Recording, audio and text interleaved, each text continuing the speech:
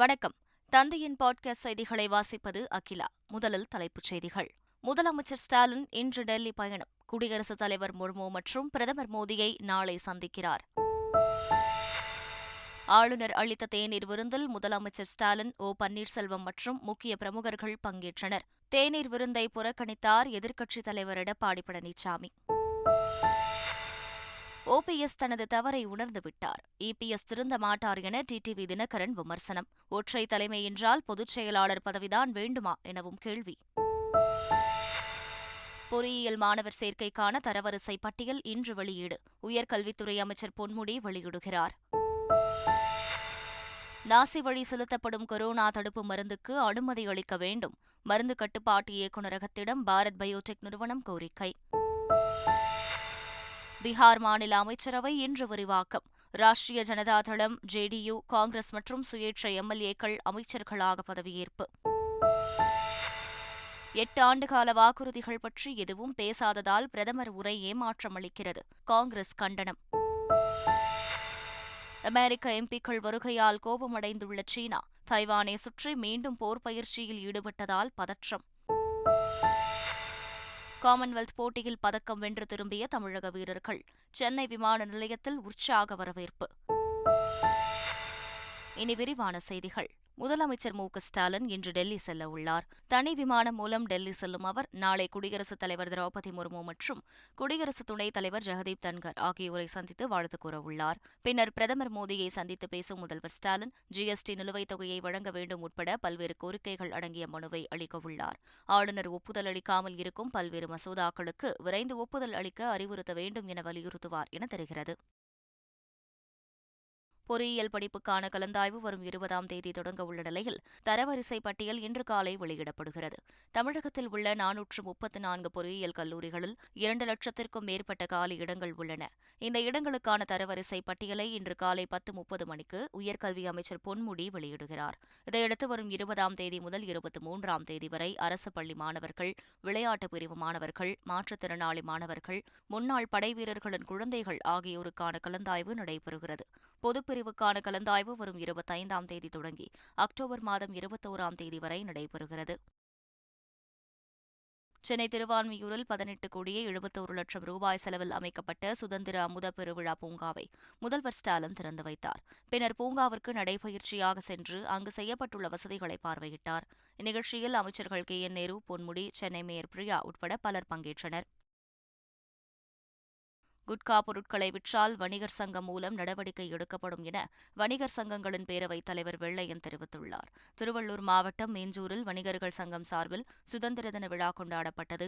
இதில் கலந்து கொண்ட பின்னர் செய்தியாளர்களிடம் பேசிய அவர் இதனை தெரிவித்தார். குட்கா ஆன்ஸை விற்பனை செய்யக்கூடிய அவர்களை வியாபாரிகளாக கூட நாங்கள் கருதுவது கிடையாது.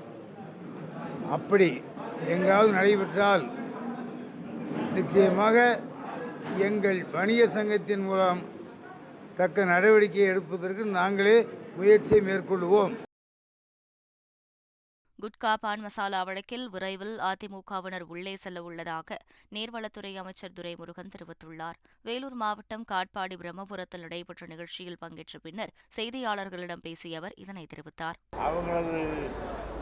அவங்களுடைய ஆட்சியிலையும் பல வங்கிகளில் கொள்ளையடிக்கப்பட்டிருக்கிறது, ரவுடிகள் கொலை நடந்திருக்கிறது, எத்தனையோர்களை நாங்கள் சட்டமன்றத்தில் அடுக்கடுக்காக எடுத்து வச்சிருக்கிறோம்.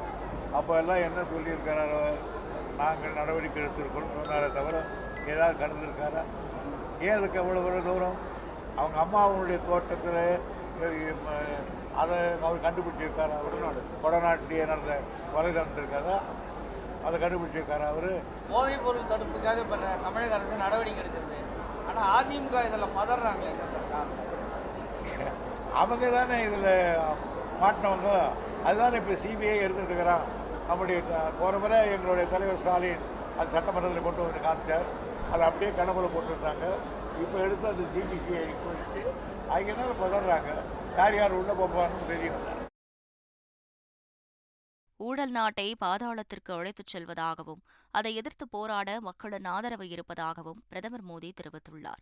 டெல்லி செங்கோட்டையில் நடைபெற்ற சுதந்திர தின விழாவில் பேசிய அவர் ஊழலை ஒழிப்பதே தனது லட்சியம் என கூறினார். भारत के सपनों को पूरा करने का काल है.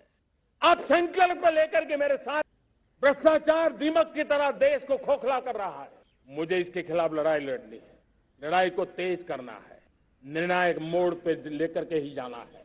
तब मेरे 130 करोड़ देशवासी आप मुझे आशीर्वाद दीजिए, आप मेरा साथ दीजिए. मैं आज आपसे साथ मांगने आया हूं, आपका सहयोग मांगने आया हूं, ताकि मैं इस लड़ाई को लड़ पाऊं.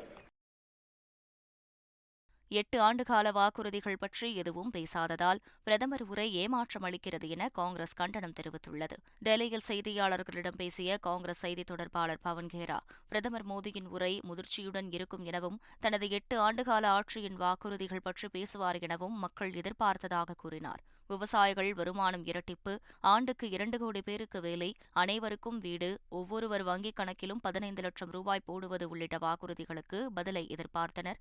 ஆனால் அந்த வாக்குறுதிகள் பற்றி எதுவும் பேசாமல் அவர் நாட்டை கைவிட்டு விட்டார் எனவும் அவரது உரை ஏமாற்றம் அளிக்கிறது எனவும் கூறினார். பிரதமரின் பேச்சில் எந்த உற்சாகமும் இல்லை எனவும் பவன் கேரா தெரிவித்தார். பொருளாதாரத்தில் மட்டுமல்லாது சமூக வளர்ச்சியிலும் சிறந்து விளங்குவதே திராவிட மாடல் வளர்ச்சி என தமது சுதந்திர தின உரையில் முதல்வர் மு க ஸ்டாலின் குறிப்பிட்டார். சமூக நீதி, சமத்துவம், சுயமரியாதை, மொழிப்பற்று, இன உரிமை, மாநில சுயாட்சி ஆகிய கருத்தியல்களின் அடித்தளத்தில் இருக்கும் இயக்கம்தான் திராவிட முன்னேற்றக் கழகம். அந்த அடிப்படையில்தான் ஆட்சியும் அமைந்துள்ளது. வளர்ச்சி என்பதும் இதன் அடிப்படையாக கொண்டதாக அமைய வேண்டும் என்று திட்டமிட்டு செயல்பட்டு வருகிறோம். பொருளாதாரம், கல்வி, சமூகம், சிந்தனை, செயல்பாடு ஆகிய 5ம் ஒரு சேர வளர வேண்டும். அதுதான் தந்தை பெரியாரும் பேரறிஞர் அண்ணாவும் முத்தமிழறிஞர் கலைஞரும் காண விரும்பிய வளர்ச்சி. அதுதான் திராவிட மாடல் வளர்ச்சி.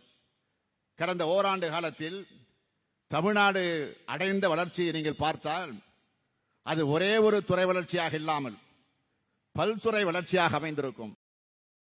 நாட்டின் 75வது ஆண்டு சுதந்திர தின விழாவையொட்டி ராஜ்பவனில் ஆளுநர் அளித்த தேநீர் விருந்தில் முதல்வர், அமைச்சர்கள் உள்ளிட்ட முக்கிய பிரமுகர்கள் கலந்து கொண்டனர். சபாநாயகர் அப்பாவு, அமைச்சர்கள், உயர்நீதிமன்ற தலைமை நீதிபதி, IAS அதிகாரிகள், சுதந்திர போராட்ட தியாகிகள், சென்னையில் உள்ள பல்வேறு நாடுகளின் துணை தூதர்கள் உட்பட பலர் கலந்து கொண்டனர். அதிமுக ஒருங்கிணைப்பாளர் ஓ பன்னீர்செல்வம், வைத்திலிங்கம், மனோஜ் பாண்டியன் ஆகியோரும் தேநீர் விருந்தில் பங்கேற்றனர். ஆனால் எடப்பாடி பழனிசாமி தேநீர் விருந்தில் பங்கேற்கவில்லை. ஆளுநர் தேநீர் விருந்து நிகழ்ச்சியில் பங்கேற்க வந்த ஓ பன்னீர்செல்வம் திடீரென ஆளுநரை சந்தித்து பேசினார். OPS தனது தவறை உணர்ந்துவிட்டார் எனவும் EPS திருந்த மாட்டார் எனவும் அமமுக பொதுக்குழு கூட்டத்தில் டிடிவி தினகரன் தெரிவித்தார். அதற்கு பன்னீர்செல்வம் அவர் தனக்கு பதவி இல்லை, பிடுங்கிவிட்டார்கள் என்ற கோபத்திலே அன்றைக்கு அவர் செயல்பட்டு அம்மாவின் ஆட்சிக்கு எதிராக வாக்களித்து அதற்கு பிறகு தவறை உணர்ந்து ஒரு குடும்பத்தின் பிடியிலே இந்த இயக்கம் இருக்கிறது என்று சொன்னதெல்லாம் தான் தவறாக செய்துவிட்டோம் என்பதை உணர்ந்து, அதுபோல அம்மாவின் மரணத்திலே சின்னம்மா தான் காரணம் என்று பரப்பியவர்கள் அதை உணர்ந்து எனக்கு அந்த சந்தேகம் இல்லை, ஆனால் பொதுமக்களுக்கு இருக்கிறது என்றெல்லாம் தனது தவறை உணர்ந்து அவர் அதிலிருந்து மாறி வந்து விட்டார். ஆனால் பழனிசாமி இன்னும் மாறவே இல்லை, மேலும் மேலும் துரோகங்களை செய்து கொண்டிருக்கிறார். தென்காசி மாவட்டம் ஆலங்குளம் அருகே நடைபெற்ற கிராம சபை கூட்டத்தில் கேள்வி கேட்ட நபரை ஊராட்சி துணைத் தலைவர் மற்றும் அவரது மகன் இணைந்து தாக்கியதால் பரபரப்பு ஏற்பட்டது. குருவன்கோட்டை கிராமத்தில் நடந்த கூட்டத்தின்போது பாஸ்கர் என்பவர் வரவு செலவு கணக்கு குறித்து கேள்வி எழுப்பியதாக கூறப்படுகிறது. அப்போது கோபமடைந்த துணைத் தலைவர் கண்ணன் மற்றும் அவரது மகன் ராஜேஷ் ஆகியோர் கடுமையாக தாக்கியதில் கேள்வி எழுப்பிய நபரின் மண்டை உடைக்கப்பட்டது. திருவள்ளூர் மாவட்டம் பூவலம்பேடு ஊராட்சியில் நடைபெற்ற கிராம சபை கூட்டத்தில் முறையாக வரவு செலவு கணக்கு சமர்ப்பிக்கப்படவில்லை என கூறி ஊராட்சி மன்ற தலைவருக்கும் வார்டு உறுப்பினர்களுக்கும் இடையே கடும் வாக்குவாதம் ஏற்பட்டது. அப்போது அங்கு தள்ளுமுள்ளு ஏற்பட்டது.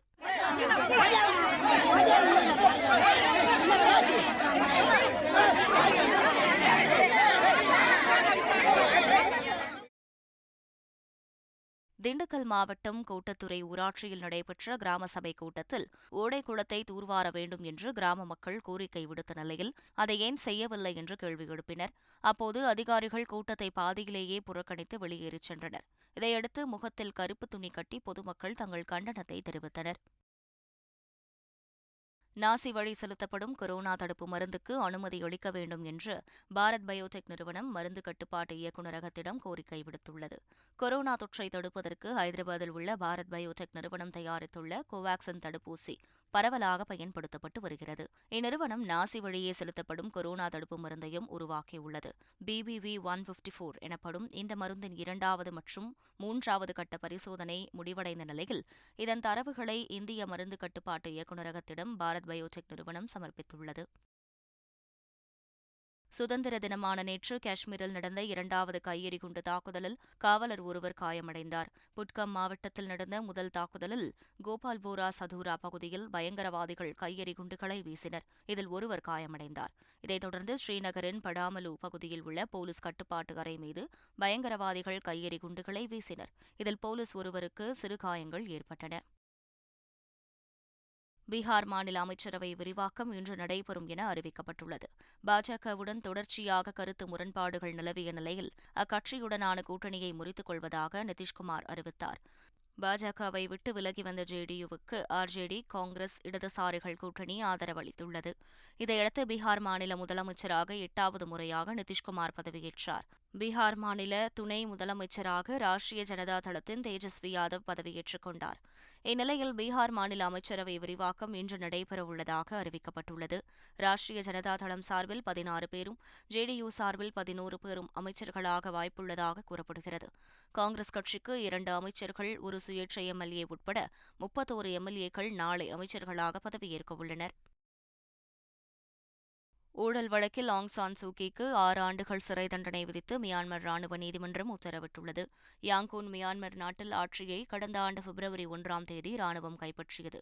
மேலும் அந்நாட்டின் தலைவர் ஆங் சான் சூகி உள்ளிட்ட முக்கிய தலைவர்களை கைது செய்து சிறை வைத்தது.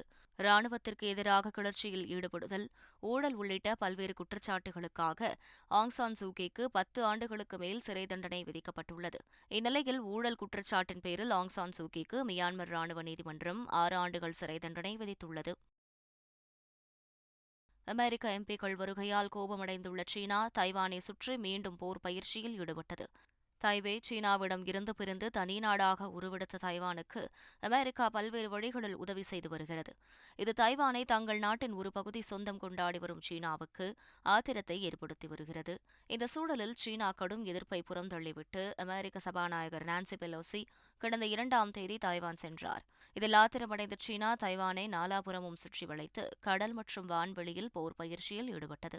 இந்நிலையில் இந்த பதற்றத்திற்கு மத்தியில் அமெரிக்க நாடாளுமன்ற உறுப்பினர்கள் 5 பேரை கொண்ட பிரதிநிதிகள் குழு தைவான் சென்றது. இந்த குழு தைவான் அதிபர் சாயிங் வென்னை சந்தித்து பேச்சுவார்த்தை நடத்தியது. இது சீனாவுக்கு கடும் கோபத்தை ஏற்படுத்தியது. இதனால் சீன ராணுவம் தைவானை சுற்றி மீண்டும் போர் பயிற்சியை தொடங்கியுள்ளது. மாமல்லபுரத்தில் 3 நாட்கள் கோலாகலமாக நடைபெற்ற பட்டம் விடும் திருவிழா நிறைவடைந்தது. செஸ் ஒலிம்பியாட் திருவிழாவை தொடர்ந்து 2வது திருவிழாவாக சர்வதேச பட்டம் விடும் விழா கடந்த சனிக்கிழமை தொடங்கியது. இதில் இந்தியா, தாய்லாந்து, அமெரிக்கா ஆகிய நாடுகளில் இருந்து பட்டம் விடுவதற்கு பல்வேறு குழுக்கள் கலந்து கொண்டன. 3வது மற்றும் கடைசி நாளான நேற்று கார்ட்டூன்கள், விலங்குகள், பறவைகள், ஸ்பைடர்மேன், மீன்கள், விநாயகர் உள்ளிட்டவை பல வண்ணங்களில் விதவிதமான மிகப்பெரிய பட்டங்கள் வானில் பறக்கவிடப்பட்டன. 3 நாட்கள் கோலாகலமாக நடைபெற்ற பட்டம் விடும் திருவிழா திங்கட்கிழமையுடன் நிறைவடைந்தது. இங்கிலாந்தில் நடைபெற்ற காமன்வெல்த் தொடரில் ஆடவர் ட்ரிபிள் ஜம்ப் போட்டியில் இந்திய வீரர்கள் எல்தோஸ் பால் மற்றும் அப்துல்லா அபுபக்கர் ஆகியோர் முறையே தங்கம் மற்றும் வெள்ளிப் பதக்கங்கள் வென்றனர். இந்நிலையில் இருவரும் டெல்லியில் இருந்து கொச்சி விமான நிலையம் வந்தடைந்தனர். இருவருக்கும் கேரள விளையாட்டுக் கழகம் மற்றும் கப்பற்படை சார்பில் சிறப்பான வரவேற்பு அளிக்கப்பட்டது. மீண்டும் தலைப்புச் செய்திகள். முதலமைச்சர் ஸ்டாலின் இன்று டெல்லி பயணம். குடியரசுத் தலைவர் முர்மு மற்றும் பிரதமர் மோடியை நாளை சந்திக்கிறார். ஆளுநர் அளித்த தேநீர் விருந்தில் முதலமைச்சர் ஸ்டாலின், O. பன்னீர்செல்வம் மற்றும் முக்கிய பிரமுகர்கள் பங்கேற்றனர். தேநீர் விருந்தை புறக்கணித்தார் எதிர்க்கட்சித் தலைவர் எடப்பாடி பழனிசாமி.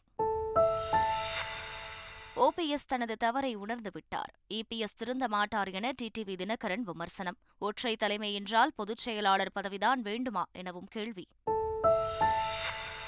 பொறியியல் மாணவர் சேர்க்கைக்கான தரவரிசை பட்டியல் இன்று வெளியீடு. உயர்கல்வித்துறை அமைச்சர் பொன்முடி வெளியிடுகிறார். நாசி வழி செலுத்தப்படும் கொரோனா தடுப்பு மருந்துக்கு அனுமதி அளிக்க வேண்டும். மருந்து கட்டுப்பாட்டு இயக்குநரகத்திடம் பாரத் பயோடெக் நிறுவனம் கோரிக்கை. பீகார் மாநில அமைச்சரவை இன்று விரிவாக்கம். ராஷ்டிரிய ஜனதா தளம், ஜேடியு, காங்கிரஸ் மற்றும் சுயேட்சை எம்எல்ஏக்கள் அமைச்சர்களாக பதவியேற்பு. 8 ஆண்டுகால வாக்குறுதிகள் பற்றி எதுவும் பேசாததால் பிரதமர் உரை ஏமாற்றம் அளிக்கிறது. காங்கிரஸ் கண்டனம். அமெரிக்க எம்பிக்கள் வருகையால் கோபமடைந்துள்ள சீனா, தைவானை சுற்றி மீண்டும் போர் பயிற்சியில் ஈடுபட்டதால் பதற்றம். காமன்வெல்த் போட்டியில் பதக்கம் வென்று திரும்பிய தமிழக வீரர்கள் சென்னை விமான நிலையத்தில் உற்சாக வரவேற்பு. இத்துடன் செய்திகள் நிறைவு பெறுகின்றன.